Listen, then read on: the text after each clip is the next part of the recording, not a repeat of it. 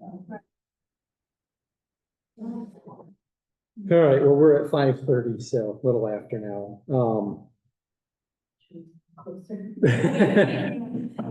I know Gwen is definitely coming. She texted me that she's gonna be running late, so she had to go pick up her daughter first, and then she'll be here.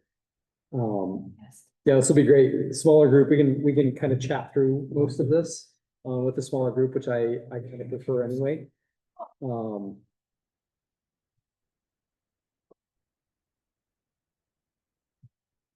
I ended up somehow both sides ahead. So, all right, so just a quick review of today's agenda.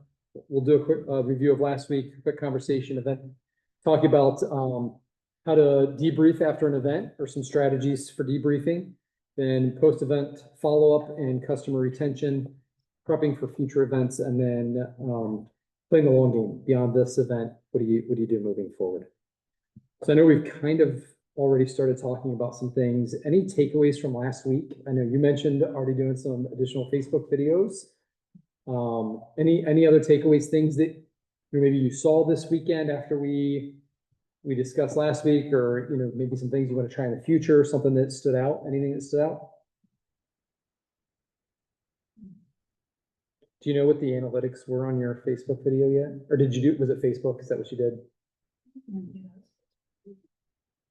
Yeah, we take a look at them, kind of see what they did, see how many people you've had look at it, because that's some good information, good valuable information to have, which we can kind of touch base on that. I was interesting, like how you talked about who your market is. And after this weekend, it's kind of like, well, maybe that just isn't our market. You know what I mean? And that's okay. Yeah. We should be okay with that. Yep. One of our things that we say at the store is we have a little something for everyone. But maybe not. Maybe, it's not maybe we for don't. everyone. You know what I mean? Like you try to have it all, but you can't, Yep. There's just some things that. Yeah. My guess is you guys probably have a very niche demographic that you're trying to hit, especially at an event like that. No, because I mean, like example, like we had like our lower end store. We're a high end jewelry store, but we also have silver and like fashion. Like we were selling like 3 printed bracelets, but this is $27, and people were scoffing at it. Yeah. We had $20 rings out there, and that's like the cheapest we can get, and people were like way too much. So it's like, well, what do we do then? Yeah. But it helped to have the booth there to give away the raffle entry to get people in the store. Yeah. So I said today, I was like, well, maybe it's just, we do the best we can. We put out what we have, even if nobody buys it, but it's still getting people into the store. Cause I mean, every single person, I was like, do you know that we're right there? And people were like, I had no idea. Yeah. So that right there, like, I think that's a win for you guys. Yeah. And I think, you said you thought maybe 200 people signed up for the raffle. Yeah. Like in my mind, that's a win. Yeah. Because that means you got 200 people that probably wouldn't have come in your store. Maybe a couple of those would have. Right. You think maybe 10% of those people might have walked in or have been in your store before. Now you just got 180 new folks coming into your store. Thing too is maybe they didn't want to shop or self-purchase then, but thinking about a gift or in the future, they will buy. Yeah. So that's why, so thinking back maybe a little bit to last week, right? Know your why. What are you trying to accomplish with the event? Perhaps maybe for you guys, it just needs to be an awareness piece. Like absolutely. just how can we get people aware of our business? How can we get some extra bodies in the store? People after they've been in a store once are much more likely to go in it a second time because they're familiar with it. Sure. Yeah.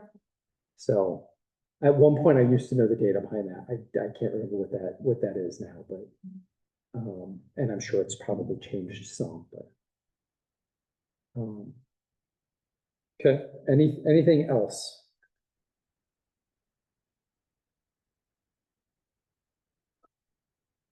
All right.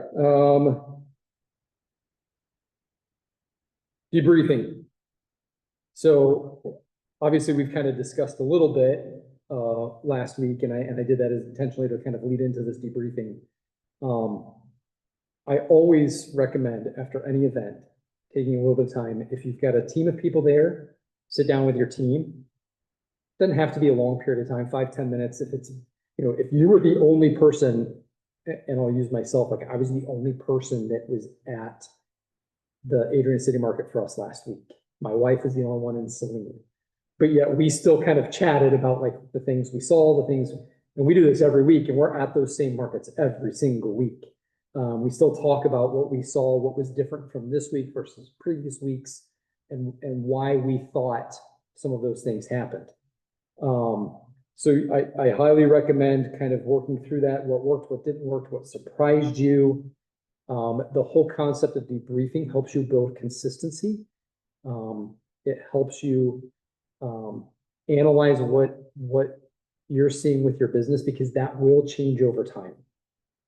As you grow, as you change, and let's be real, like clients change, trends change, all of that stuff changes. And it allows you to sometimes keep up in real time with those changes. I also recommend doing it from the perspective of being able to see what other people are doing. If you keep an eye on what's going on around your neighbors, sometimes that makes a big difference. When we did the Taste of Lenawee here a couple of weeks ago,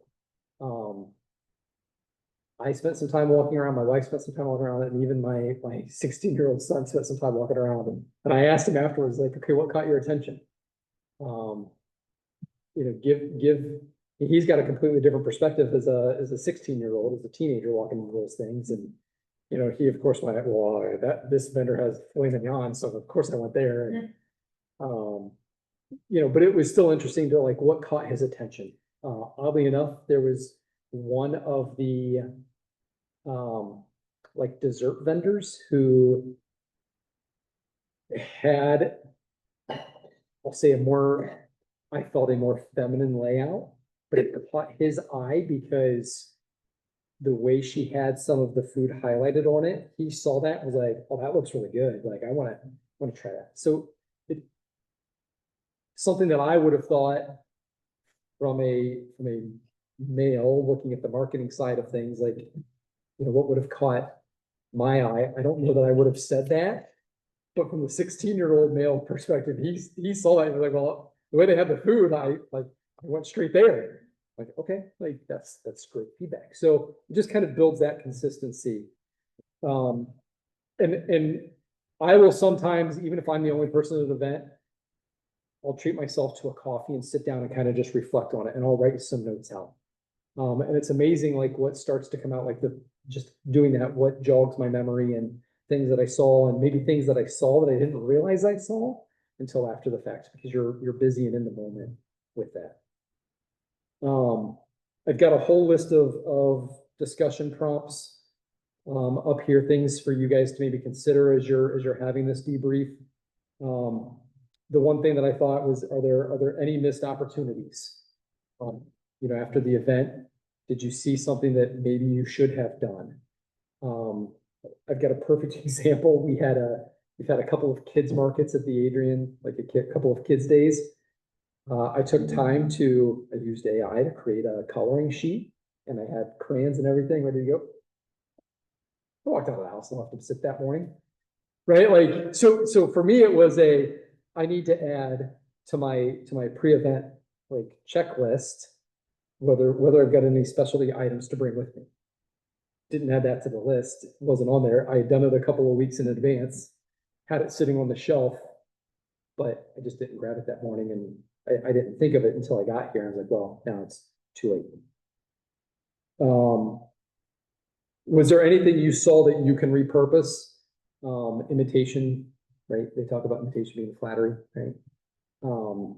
I will say one of the things that I saw at Apwonken this weekend, and I'm speaking strictly towards some of the food vendors, they had the like sandwich signs on the ground with their menus on it. The only person that could see that was the person who was right directly in front of it, and the crowds were so big that people were just standing there. The ones that, in my perspective, the ones that had the longest lines were the ones who had their menu on the side of their trucks. so that everybody could see it. Kind of leading up to it. So just little things like that, right, that to pay attention to and see what worked. Any questions on this? Any thoughts? Anything, I don't know, any advice I can give? Any questions that you have on it? Okay. Post-event follow-up and retention. Ideally, you should try to follow up within 3 to 5 days. If you can. Bonus points if you're prepared and ready to follow up a little bit sooner. Sometimes for weekend events, that's maybe a little bit more difficult to do that, but you want to hit them while the memory's fresh. I would say you probably got till Thursday or Friday this week if you want to do any sort of follow-up. Some different ideas. Thank them for attending. You can do that through email, through social media. If you have an opportunity to do handwritten notes, that's even better. I was trying to think, thought maybe you guys might have an opportunity to do handwritten notes, but 200 of those is probably a bit much. But can you type out a very nice thank you note and send that via email to them? Announce the winner again, remind everybody of what they won, and then I would even put like some other similar gifts or items that you have in stock. You know, just another way to promote some of your products. Get that in front. If you have an opportunity to share event photos on social media, if you know people in the photos, tag them. Or if there's other businesses, tag those businesses. Again, that kind of goes back to the building the community, everybody downtown together. We're all in this. If you saw something cool that somebody else did, mention that in your post. If you have any, like, if you're going to do any offers for people who missed getting down to Apple Lumpkin or stopping in your store, that's a great way to highlight it. And then if you did collect data, you guys make sure you add your leads to your database. Do you guys do a regular like newsletter or outreach? I think this is a great opportunity to start it. Just a monthly touch base. Yeah. Hey, what's new this month? We're coming up on the holidays, right? A reminder. Right. You know, looking for something for a loved one. This is what we've got. You can even highlight this just in, like a new product that we just got. Like for like birthstones and things like that. Yeah. Yep. Yeah, that's a great one. I think you guys, if you in different times of the year, right, you probably have different flowers that are in season. It's a great way, highlight the flowers that are in season. I don't know if you collect data at all, any email addresses or anything, but you could do the same thing with a newsletter. So I recommend if you do something like that, use a service like MailChimp or something else that you can import your users, which gives them an opportunity to opt out if they don't want. That kind of helps with some privacy law things, that you kind of have to be mindful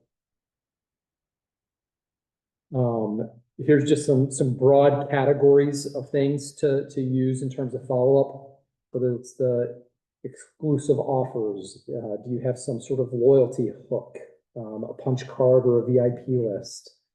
You know, maybe you could do like buy 10 bouquets, save 10% on your next one. I have fun with some of that stuff, right? I mean, I would venture to guess if you get somebody to buy 10 of them. And some of this stuff we've tried in the past. Yeah, and it just hasn't panned out. Not really. Okay. So then maybe some of that is if you have some people who've done it that you know, ask them, you know, hey, I know you did this, or you took one of the cards when we first started this. You know, what was there a reason why you fell off using it? Happened before the fire. So Yep. all that information. Was lost. Yeah. Yeah. But the one thing we do, gray blankets and pillows and stuff going into winter, we do have a list there, so we Yeah. email them and start in a couple of weeks. Yeah. what the prices are and remind them to come in. They get a discount if they're paid for at least for a certain date. Yeah, So that generates a lot of customers right there. Yeah. sometimes you can even do like a referral type program. You know, if you give this email to somebody and they bring it in, they'll save 5%. And when you come in the next time, you'll get 5% off as well. You know, there's some different ways to kind of have some fun with that, where you reward people for bringing customers in for you. You kind of got to play and think about what works for you guys. And from there, storytelling. I think a lot of people are probably pretty decent at the storytelling. You know, everybody knows your business. Don't be afraid to tell the story of your business. You guys just had a lot of it with the article in the Herald, right? You know, it's a good time to spend the next 3-4 weeks kind of following up on some of that. Maybe take some time to post some historical photos, and tie into maybe the earlier days and bring some of the nostalgia and just keep that front of people's mind. The one thing I would like to do is, of course, wish Jan and Gary well for retiring, but to introduce the staff. So people realize, even though Jan, who is the name of Great Fox, even though she's not there, we are continuing on in her footsteps. And we just want people to be very much aware of that just because she's gone doesn't mean Great Fox. Yep. Because it said it in the article, but people didn't catch it. Because I don't know how many customers are coming. Oh, are you closing? No. So maybe a very simple thing is on the front door, you can have congratulations, Jan retiring. As a reminder, like Great Fox is staying open. We're still we are still here to serve the community. Doesn't need to be anything big or fancy. That on social media and just. Yeah. Yeah, I would like it when people like introduce like an employee or whatever, and then you say like what your interests are and like what you're into and how long you've been working there, and I always think that's nice. So I think that would be kind of fun to do. Yeah. It does two things, right? That's part of your storytelling, and that's community connection. Yeah. You're building connections with the community. Yeah. So which is the next one, right? And encouraging customers to follow you, tag you on accounts with updates, etc. You can even do some of that right next to your cash register. Have a little QR code if you want people to follow. Let's say Facebook, you can have a QR code that they can just quickly scan and follow you and say, hey, we keep regular updates if we have specials. Oh, we bought too many roses this week. We need to sell some more roses, so we're going to do 10% off. Or I don't know if that happens, but Years ago, we used to do stuff like that. yeah. So just an easy way to keep people updated. And then the consistency piece, one great event becomes a series of great events, keep the momentum going. This is where I'm going to bring in my nerdy science backgrounds. Everybody that remembers from science class, momentum's mass times velocity squared, right? Like think of the mass, like that's you, the greatness of your product. That doesn't necessarily change. Like you've all got great products. That's a fairly consistent one. But what you can do is you can get the velocity, the speed build up. The more people you get talking about it, the more ambassadors you have out there, the more they talk to people, the more those people then talk to people after they come in. That's where you make the biggest impact, is getting people talking about your products. It's how all the viral trends start because people are talking about it. So kind of view it from that perspective. How can you get people talking about your product, your service, whatever it is? Any questions on the post-event follow-up? All right, future event prep. Obviously planning ahead as much as you can is hugely beneficial. So we got some suggestions here: creating an annual events calendar, both downtown and in-store events. And I didn't realize I didn't close my parentheses there. I know. This is what happens when you've edited things a million times. You see stuff every time you put something together and then you're mad at yourself. Build a marketing budget, setting aside funds for prioritized events. I think we talked a little bit about this last week. Just throwing out some numbers, like say you set aside $1,200 for the year, figure out what your most impactful events are going to be. And that's where you need to put the bulk of those funds. Identify what's events aligned with your brand and customers. What you said, don't try to do everything quality over quantity. So that's probably where you guys were talking, right? 100%. Yeah. Yeah. Focus your efforts, even in those big events. Yep. Figure out, and it may take some trial and error, and that's okay. Yep. There's the phrase fail fast, fail cheap, right? Be willing to try a whole bunch of different things at a bunch of different events, but don't spend a lot of money on it. Figure out what works. Right. And then, okay, well, we think this worked a little bit, so maybe we can expand upon it at the next event. And we'll do it a little bit bigger and see if it truly did work. And if not, okay, let's try something different. Yeah. The whole fail fast, fail cheap. The one thing that I said in terms of this future event prep, sometimes this is difficult and time consuming up front, but it saves big in the long run. One of the things that, I haven't even done this for my own business yet, and I'm kind of frustrated with myself for not doing it from the onset. At both my two previous stops, we called it an event and comms tracker. We would have, this was just an Excel spreadsheet. We broke it up first half of the year, second half of the year by month. And we would list, okay, in January, we've got this event on this date. And then we would work ourselves backwards from that and say, okay, we need to have some sort of communication on this day. We need to have some sort of communication on this day. We're going to send an email out to our invite list on this day. And we would plan everything out so that it just, I mean, I lived in that document almost daily at my two previous stops. It took a lot to get the initial one built, but once you have the first one built, going in the next year and updating it, I don't want to say is not time consuming, but you're looking at 1 to 2 hours to do the update versus, it's probably going to take you, 12 to 16 hours to build it initially.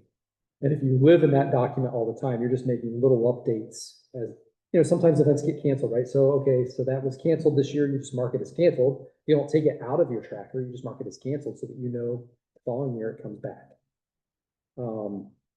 I can't tell you how beneficial that was to kind of keep not only myself, but my team aligned with everything that was going on. It was just a very simple, we opened every one of our staff meetings with a quick 3 to 5 minute review of that. So we all knew what was coming up. Even though we had just gone over it the week before, we still did it because things changed. So it was a fun one. And we put who was responsible for it, especially if you've got multiple people who are overseeing different things, like who's going to take the lead on this. Kind of helps also with delineation of tasks. All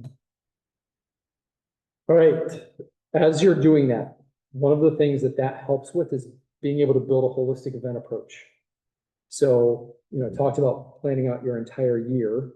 Okay, what does that look like? Well, if we know that there are 20 events that we're going to take part in over the course of the year, now you can go and you can start looking at, okay, what makes sense? Are there any gaps? Are there any events that we should be at that we're not at? Because you're now able to look at everything in one big picture, sitting down as a team, as a staff, as an individual, like in my case, an AP individual.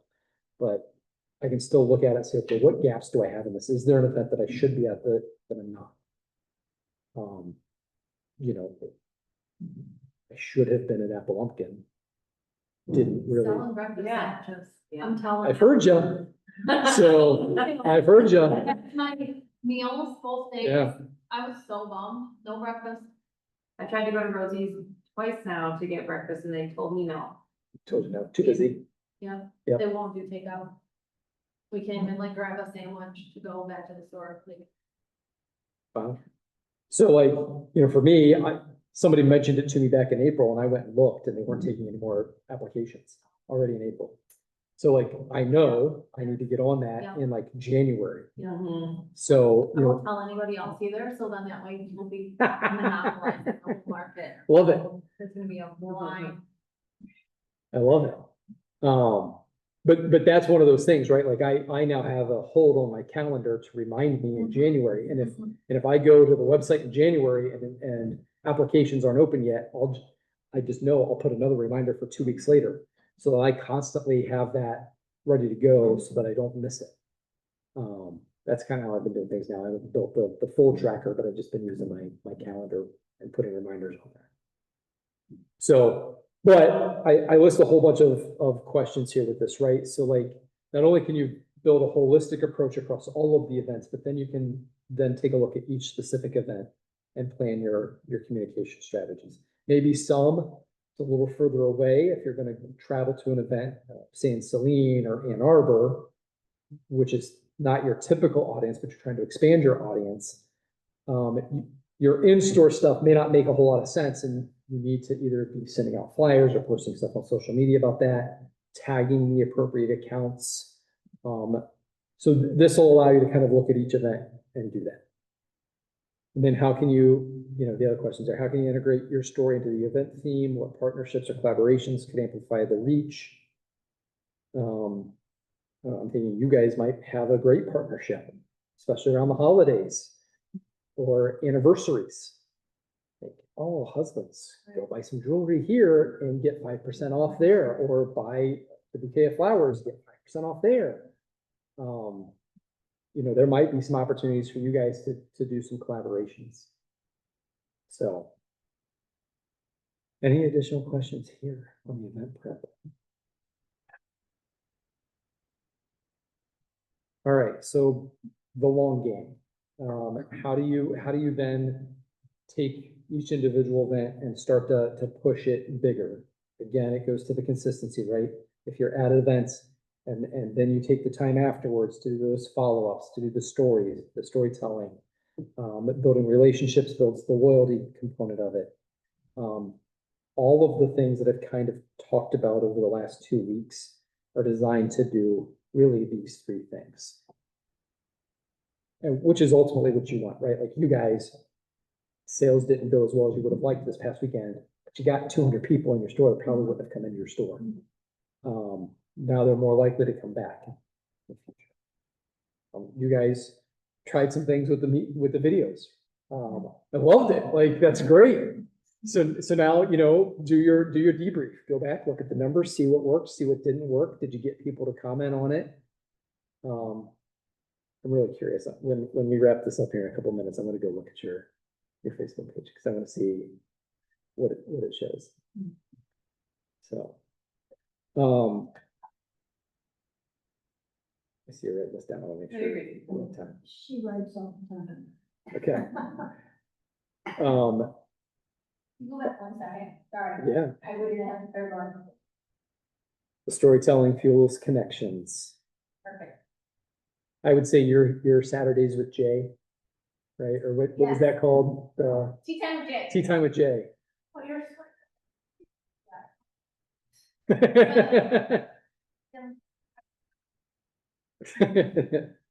Oh, yes, you are. Yeah. Nope. Anyways, I think stuff like that's great. It does build the connections. Maybe it doesn't, drive a ton of views every week, but it exposes you guys, it puts you out there, it makes people feel like they get to know you, which builds that loyalty, that relationship, that connection. So, all right, takeaways. Don't be afraid to use event content year round. If you guys took photos and stuff from this year, be ready to use them next year. Keep those handy. Find if you've got a computer or server that you can store that stuff on and have easy access to it for next year, that's a great way. Especially like at Bulkin this weekend where there was 40,000 people downtown, or however many people, there was a lot on Saturday. So I was already overwhelmed. Did you just go to scope it out? I went because we wanted to take, okay, so My mom came up, my niece was one of, I have a single niece. She wanted to go shopping with grandma and aunt and my wife. So the three of them took off and they went shopping downtown first. And then my brother and I grabbed all of the boys and we went down and met up with them later. So we wanted to take them downtown, but let them walk around, kind of experience stuff, get some snacks to eat on, whatever. They always want to visit J Bar and hopscotch, right? Like, can we get grandma to buy us something? Right.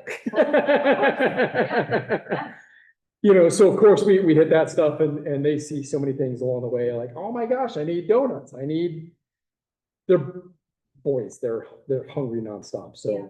I would say that's probably what we spent 90% of our funds on, is buying them more food. Yeah. Even though we had just eaten lunch and we were gonna eat dinner, and they still devoured pizza and breadsticks for dinner that night, like, doesn't matter. So yeah, we went down just to kind of walk around, and I used it as an opportunity to kind of scope out. Like I said, we didn't make it very far. We didn't make it off of Chicago. Okay. So outside of walking in off the Right. side street, but Mhm. that was all we made. It was Chicago, and we went into like 10 different stores and stopped at 10 different food trucks, just on the like one block that we Right. did, on both sides. So, but I used it as an opportunity to kind of see what other people were doing and how people Sure. were set up, and you know, what takeaways, did I take anything away? Like the sandwich boards, I noticed that immediately. So there were a handful of people that were like, excuse me, mate, you know, can I step here and see this? And they, oh, note to self, like, make sure it's hanging so that people can see it. Did you see our store? I did not. I know. Yes. I know. So, all right, what questions do you guys have? That was all I got. I'm gonna use the rest of this time to kind of talk. How can I help you guys? What can we do?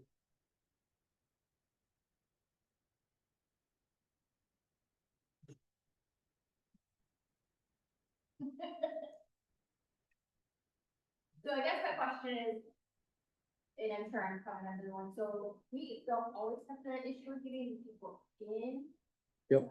And I know you said in, but what's like the key to like getting them back? That's the biggest thing. How do you overcome that? A, I didn't know I was here, or I was forget about you. That we get all the time. One of the things I mentioned last week is to have some sort of takeaway.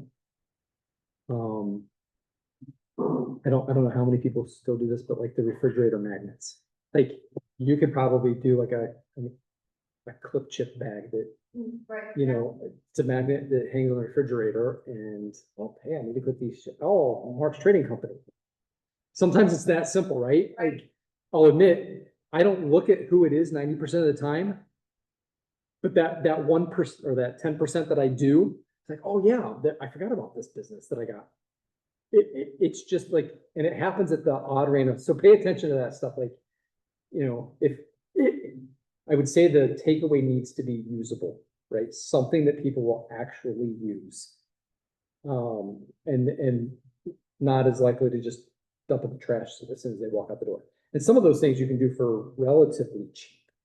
Like the refrigerator magnets last week, I think get those for anywhere from 14 cents to 30 cents a piece, depending on how many you purchase. But we've only got one son at home right now, and we still hang stuff. He's in high school, and we still hang stuff on the, not as test scores, those aren't good enough to hang up there. No, I'm teasing. He's a good kid, gets good grades, so.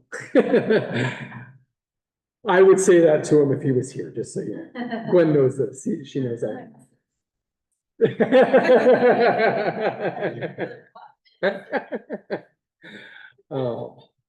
Yeah, so I would recommend some sort of takeaway, first of all. You can just, if they make a purchase, just throw it in the bag. Sure. Or maybe you set like a $10 purchase, right? Like anybody that's over a $10, you're just gonna throw that in their bag. Right. And just tell them like, hey, throw it in the, or they buy a bag of chips, you throw the chip clip magnet in. And tell them like, hey, we're doing, you know, we're giving this away tonight. Maybe only do it first Fridays, Right. right? That way you're not spending ton of money over the time period, or try to think of some other good ones that might work for you guys. I would say for you guys, and we talked about this last week, just a little handout with like care instructions. That's a very simple one that you can put in every single one. And if it's on a magnet, if they hang up, like, oh, hold on, I got this from them last time, and let me go back and refresh my memory how I need to do this. Maybe you have a couple different ones. Maybe it's, how to continue trimming the bottom to keep them fresh. I don't know, I'm just throwing stuff out there. I think something for you guys that would be a good takeaway. We do fridge magnets. It's just like our store name. Yeah. People remember to come in to get their rings. I think we also do pens.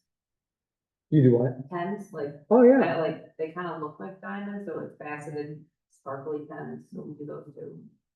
Yeah. It's not necessarily like a remember to come back in, but it's just kind of. Yeah, the good thing about us is we urge people to come in twice a year for cleanings. Yep. And then a lot of our customers are watch battery customers, so at least once a year, their battery's gonna die Yeah. around that, so they'll be in for that. So we do have like returns in that way. Yeah, she said last time from the last one that we did, that maybe we would do like a punch card for batteries, like for like your, get your 10 month free. Might take 10 years, but. Something. Well, but people have, Customers have so many watches. Right. It's unbelievable. Yeah. Yeah. If you've got 2 or 3 people with watches in the house, Right. maybe it does only take a couple of years, but At our old store, we would do free watch battery day. Okay. And it was 1 per customer, but Okay. you get them in at least, and then they'll do all their watches. do you do like battery recycling? We do have someone that will call like once a year, and we don't take them from the customers, but the ones that we keep, we'll recycle them to someone. So maybe it's an opportunity there. If you've got somebody coming once a year to collect Mhm. from you guys, maybe you say, hey, we recycle batteries. Yeah, That might be another simple opportunity to get people in the store. You're gonna have to outline which batteries you're willing to recycle, because you'll have people showing up with, car batteries.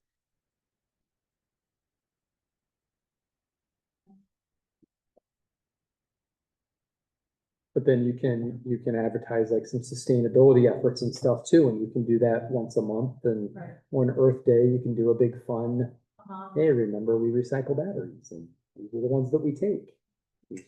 Come drop them off. Yeah, So you can do, that's some additional activations.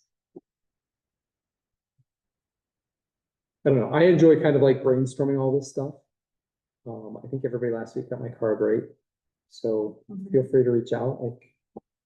I think what would be nice, I don't know if you would be interested in something like this, but the plan that you talked about that you do for a year, like having some type of class for that, because we definitely do not do that, and that's something we would be highly interested in, but we never have time to do anything like that. Like, it just doesn't, it always goes on the back burner.